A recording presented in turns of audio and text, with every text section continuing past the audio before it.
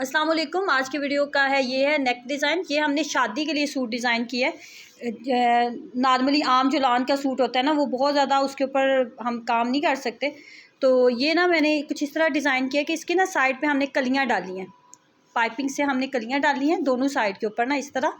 ठीक है। और आजकल ना ये जो डिज़ाइन है नेक का, ये बड़ा ट्रेंडिंग नेक डिज़ाइन चल रहा है कि ये जो डिज़ाइन है पहले ऊपर तक होता था, 2 से 3 बटन लगाए जाते थे, लेकिन अब ये डिज़ाइन कुछ इस तरह का है कि ये नाफ तक आता है। ठीक है। काफ़ी लंबे साइज़ में इसको बनाया जाता है। इसका नेक डिज़ाइन कुछ इस तरह का, साइड के ऊपर इस तरह कलियाँ आ रही हैं।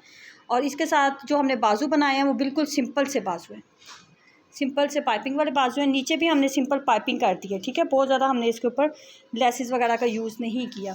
ठीक है। और इसके साथ जो शलवार हमने बनाई, इस ट्राउज़र के ऊपर अपना ही बहुत प्यारा डिज़ाइन था, इसलिए हमने इसके ऊपर कोई डिज़ाइनिंग नहीं की, सिंपल हमने इसको बना दिया। और ओवरऑल लुक कुछ इस तरह इसकी आएगी।